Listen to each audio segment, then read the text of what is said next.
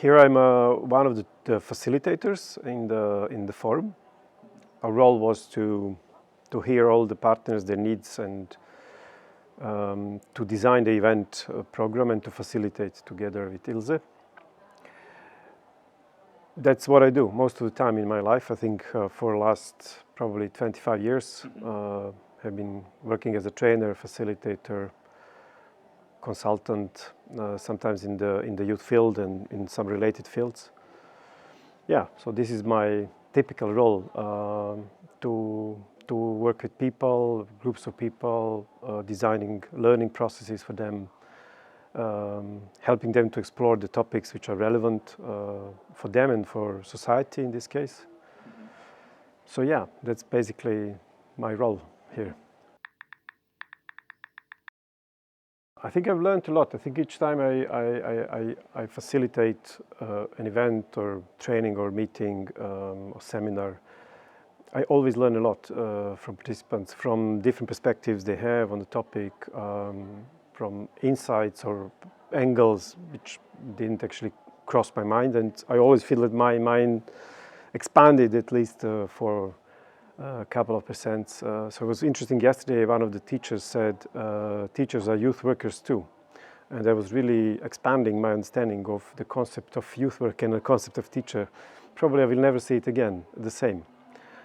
And it happens all the time. So that's, I think, a nice part of this role, that actually it's a lifelong learning embodied. So actually you learn literally all the time, and it's endless. In terms of content here, more in the topic of youth participation in democratic life, I find it super important, especially in the world as it is today.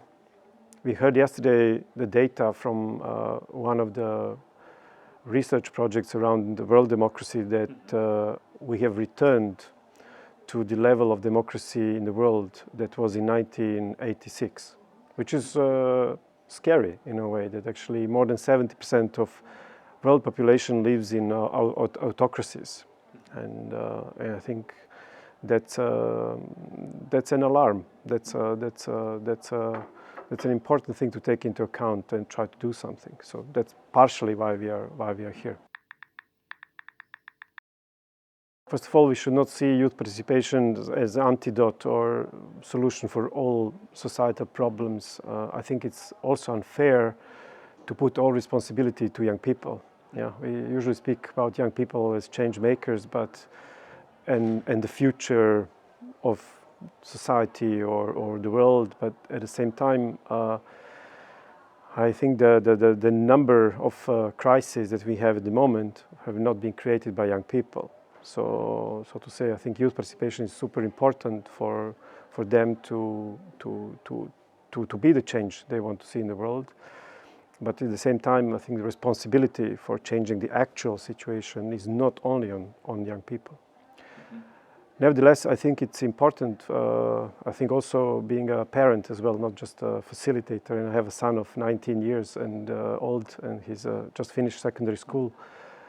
And I see in his generation how either there's a lot of his peers who are completely apathetic or passive or completely disinterested in any kind of societal issues, while there's others who are becoming kind of in a more, without any critical reason, being part of more, let's say, extreme right options, just mimicking or copying some adults they can see on TV. There are also some others which are really, really tiny minority who actually do some activism and take some stands. So actually, the reality is there that probably we need to rethink the ways how we support and how we teach or train or help young people learn about youth participation. And probably it's the other way around.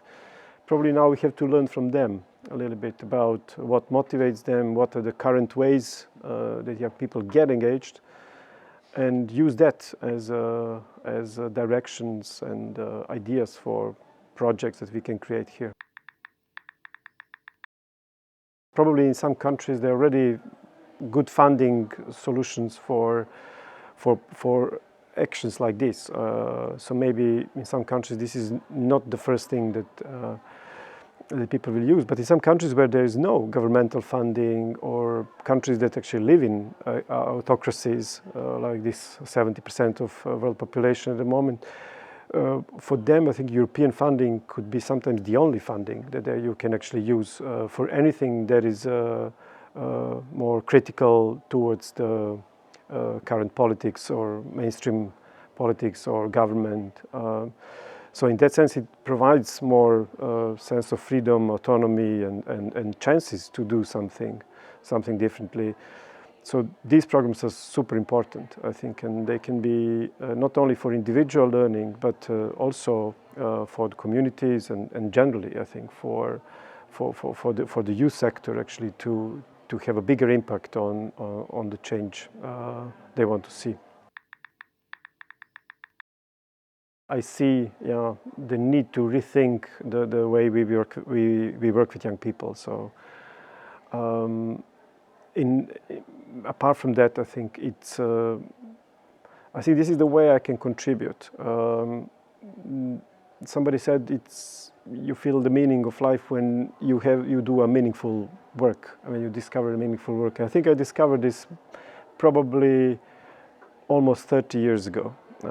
And it started after the wars in the Balkans, being more involved in the peace and reconciliation and conflict transformation, and later to some other issues. I think with this work, what I do is not just making events nice, but also bringing some kind of systemic change, step by step. So not so much changing individuals, also individuals, but my really passionate interest is actually how to create more systemic change, and for that we need to work with actors and people who actually have influence on some processes and can become change makers. And I think these events like this actually can identify those forces or those people who can actually become the change makers and bring the initial change in the systems they are living or they are working in.